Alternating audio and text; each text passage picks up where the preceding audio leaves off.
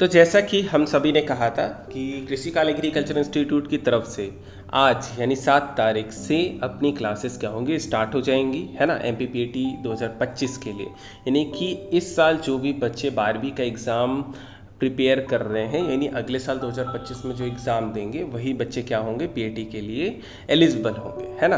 और 11वीं के बच्चे भी क्या है, प्रिपरेशन कर सकते हैं। तो शुरू करते हैं, आज से अपनी पहली क्लास शुरू है। तो जितने भी बच्चे प्रिपरेशन करना चाहते हैं बालाघाट, सिवनी मंडला या कहीं से भी, तो ज्वाइन कर सकते हैं। यूट्यूब पे अपना फ्री ऑफ कॉस्ट है, ठीक है। तो बात करते हैं कि MPPAT 2025 का जो एग्ज़ाम है वो कौन कंडक्ट करेगा। वो व्यापम के द्वारा कंडक्ट होता है, यानी कि अपना जो मध्य प्रदेश में प्री एग्रीकल्चर टेस्ट का जो एग्ज़ाम है वो कौन कंडक्ट करेगा, व्यापम की तरफ से कंडक्ट होगा। और इसका जो ड्यूरेशन रहता है मिनिमम 180 मिनट का रहता है, लगभग समझ सकते हो 3 घंटे का रहता है, ठीक है। और टोटल जो नंबर ऑफ क्वेश्चंस रहते हैं वो लगभग रहते हैं 200 क्वेश्चन, और 200 ही नंबर का पूर्णांक रहता है, यानी कि हर एक क्वेश्चन में आपको 1 नंबर मिलेगा, ठीक है। अब एक क्वेश्चन मन में आता है कि कौन कौन सी स्ट्रीम का बच्चा, स्टूडेंट क्या एलिजिबल है। तो इसमें आपको 3 कैटेगरी के बच्चे एलिजिबल रहते हैं। एक मैथ कैटेगरी का बच्चा, ये जो आप देख रहे हो, और दूसरा है बायोलॉजी कैटेगरी का बच्चा, और तीसरा है एग्रीकल्चर कैटेगरी का बच्चा, ठीक है। तो ये 3 कैटेगरी के बच्चे एलिजिबल रहते हैं। और मेनली क्या है कि सबसे बड़ा क्वेश्चन ये रहता है कि हमने कहीं पे भी देखा है, तो हमने देखा है कि यार AG1, AG2, AG3 ऐसे करके चीज़ें रहती हैं। तो ये क्या क्वेश्चन रहता है कि यानी कि एग्रीकल्चर 1, 2, 3 है क्या भाई, तो इसी बारे में अपन डिस्कशन करेंगे, ठीक है। तो सबसे पहले अपन आते हैं कि एग्रीकल्चर का जो बच्चा है वो किस स्ट्रीम से दे सकता है, या उसके लिए कौन सा होता है, और एग्रीकल्चर 1, 2, 3 क्या होता है, तो उसी के बारे में अपन डिस्कशन करेंगे डायरेक्टली, ठीक है। तो एग्रीकल्चर का बच्चा अगर PAT का एग्ज़ाम देना चाहता है, जो उसका मुख्य सब्जेक्ट भी है, तो वो नॉर्मली ABC यानी एग्रीकल्चर, बायो, केमिस्ट्री ये दे सकता है। यानी कि आपका बायो रहेगा 50 नंबर का, केमिस्ट्री रहेगा 50 नंबर का, और जो एग्रीकल्चर सब्जेक्ट है ये आपका रहेगा 100 नंबर का, ठीक है। खैर अभी जो मेन सबसे ज़्यादा डिमांडेड कोर्स रहता है, ग्रुप रहता है, वो है अपना एग्रीकल्चर से एग्रीकल्चर 1, 2, 3 ग्रुप। ये सबसे ज़्यादा डिमांडेड रहता है, तो हम इसी बारे में बात करेंगे, ठीक है। तो एग्रीकल्चर के बच्चों के लिए मेनली क्या रहता है, इनमें 3 सब्जेक्ट रहते हैं, ठीक है। सबसे पहला रहता है कौन सा, आपके पास रहता है क्रॉप प्रोडक्शन, यानी हम जिसे बोलते हैं फसल उत्पादन, जो आपने 11वीं 12वीं दोनों में अच्छे से पढ़ा हुआ है। दूसरा है आपका एनिमल हस्बेंड्री, जिसे कहा जाता है पशुपालन। और तीसरा है आपका एग्रीकल्चर यानी कृषि विज्ञान, और इसे एलिमेंट्स ऑफ साइंस भी कहा जाता है। यानी इसमें आपको साइंस की जितनी भी कैटेगरीज हैं, लाइक फिजिक्स है, केमिस्ट्री है, बायोलॉजी है, मैथ है, ये सारी चीज़ें आपको यहाँ पे देखने को मिलती है। तो ये 3 जो मुख्य, यही आपका AG 1, 2, 3 होता है। अब इसमें भी कैसे भाई कि क्या होता है AG 1, 2, 3, तो सबसे पहला आपका होता है एग्रीकल्चर, यानी कि ये है आपका AG 1 कैटेगरी। ये आपका क्या है, AG 1 कैटेगरी में ये आता है, ठीक है। इसके अंतर्गत आप क्या पढ़ोगे, फिजिक्स पढ़ोगे, केमिस्ट्री पढ़ोगे, बायो पढ़ोगे और मैथ पढ़ोगे, ठीक है। और दूसरे नंबर पे आता है अपना AG2, जिसे कहा जाता है क्रॉप प्रोडक्शन या हॉर्टिकल्चर, तो ये आपकी कैटेगरी में आ जाता है। एनिमल हस्बेंड्री ये आपका आता है AG3, ठीक है। इसके अंतर्गत आपको एनिमल से रिलेटेड सारी चीज़ें पूछने को मिलेगा, ठीक है।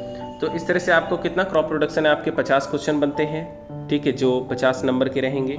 एनिमल हस्बेंड्री से 50 क्वेश्चन बनते हैं, जो भी 50 नंबर का रहेगा। एग्रीकल्चर जो आपका एलिमेंट्स ऑफ साइंस है, इससे आपको फिजिक्स से 25 नंबर का, बायोलॉजी से 25 नंबर का, केमिस्ट्री से 25 नंबर का, मैथ 25 नंबर का, टोटल मिला के आपका बनता है 100 मार्क्स, यानी कि 100 क्वेश्चन रहेंगे और आपको 100 नंबर मिलेंगे, यानी कि पर क्वेश्चन आपको मिलता है 1 नंबर, ठीक है। तो इस तरह से आपका एग्रीकल्चर 1, 2, 3 खत्म हो जाता है। और ये सबसे ज़्यादा डिमांडेड है, क्यों, क्योंकि आप इसमें इजीली बहुत सारी चीज़ें कवर कर सकते हो। ये एग्रीकल्चर आपने 11वीं 12वीं में पढ़ाई है ऑलरेडी, है ना।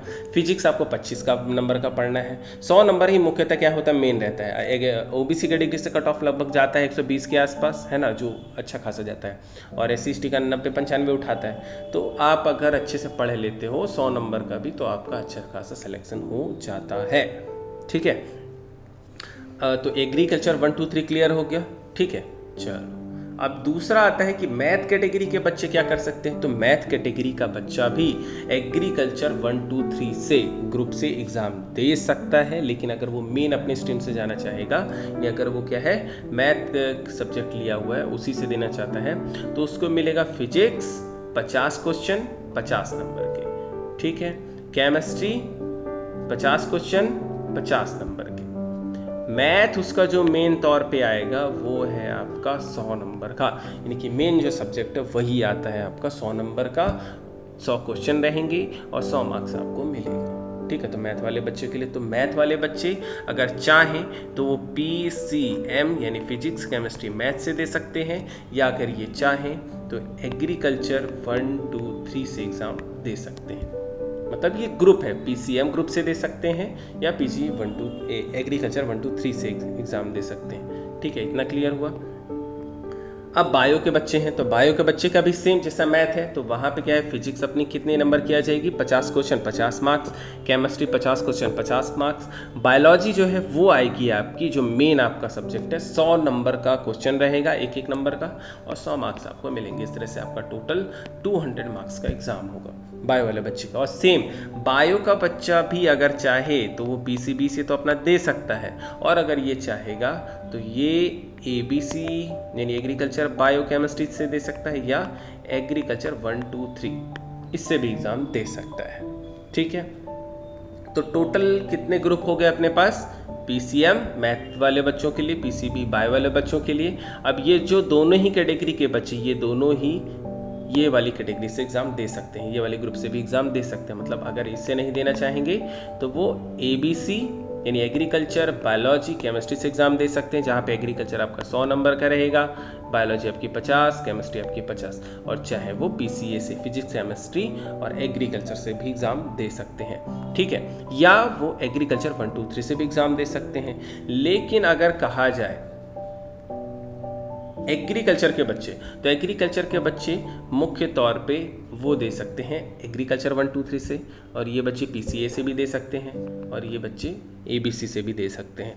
लेकिन जो सबसे ज़्यादा जो डिमांड करता है वो है आपका कौन सा, ये एग्रीकल्चर 1 2 3 ग्रुप। तो अपन भी इसी को मुख्य तौर पे फोकस करके चलेंगे, है ना। तो अब सबसे ज़्यादा दिमाग में ये रहता है कि जैसे अपन BSc एग्रीकल्चर का एग्ज़ाम यानी कि जो अपन PAT एग्ज़ाम दे रहे हैं, मन में क्या है कि हमें BSc करने को मिले, वो भी एग्रीकल्चर में, ऑल इन वन कैटेगरी में जाए, है ना, ऐसा रहता है। लेकिन इसके अलावा भी आपके पास ऑप्शन क्या क्या रहता है, आप BSc AG कर सकते हो डायरेक्टली, हॉर्टिकल्चर BSc हॉर्टिकल्चर भी कर सकते हो, BSc फॉरेस्ट्री भी कर सकते हो। तो अभी तक यही 3 चल रहा था, लेकिन 2023 के लास्ट में आ गया है, नई शिक्षा नीति लागू हो गई है, यानी कि अब आप जैसे हर बार क्या होता था सिर्फ मैथ कैटेगरी का बच्चा ही BTech एग्रीकल्चर इंजीनियरिंग दे सकता था, वही सब्जेक्ट उसको अलॉट होता था। लेकिन अब से बायो का बच्चा और एग्रीकल्चर दोनों ही बच्चे एलिजिबल हैं BTech एग्रीकल्चर इंजीनियरिंग के लिए। यानी अब आपके पास 4 स्ट्रीम है, 4 कोर्सेज हैं जिसमें आप जा सकते हो, ठीक है। तो अब आपके पास एक और सब्जेक्ट की सहूलियत होगी और ये डिमांडेड भी है, क्योंकि जैसे जैसे एग्रीकल्चर में मशीनों का ग्राफ बढ़ता जा रहा है, उसका यूज बढ़ता जा रहा है, तो वैसे वैसे BTech EG वालों की डिमांड बढ़ गई है ना। तो यहाँ पे जाना मतलब सोने पे सुहागा है अभी, क्योंकि कॉम्पिटिशन कम है, ठीक है। तो इस तरह से आपको एग्रीकल्चर 1 2 3 क्लियर हो गया होगा। और भी अगर इस सब्जेक्ट से किसी को कोई कोर्स या किसी ग्रुप में कोई दिक्कत आती है तो आप बेझिझक व्हाट्सएप में, है ना, कनेक्ट होके पूछ सकते हो ग्रुप के माध्यम से,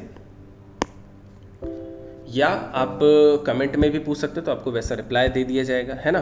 और किसी को कोई भी दिक्कत होता है तो और ये वाला PDF किसी को चाहिए वो भी प्रोवाइड हो जाएगा। तो आपको खाली कमेंट में क्या करना है, PDF, और बढ़िया तरीके से रात को 9 बजे वीडियो अपलोड हो जाती है YouTube पे, तो बढ़िया कॉपी पेन लेके बैठ जाना है और अभी से ही प्रिपेयर करना है। 3-4 महीने में कोई प्रिपेयर नहीं होता है, सिर्फ रिविज़न होता है, ठीक है।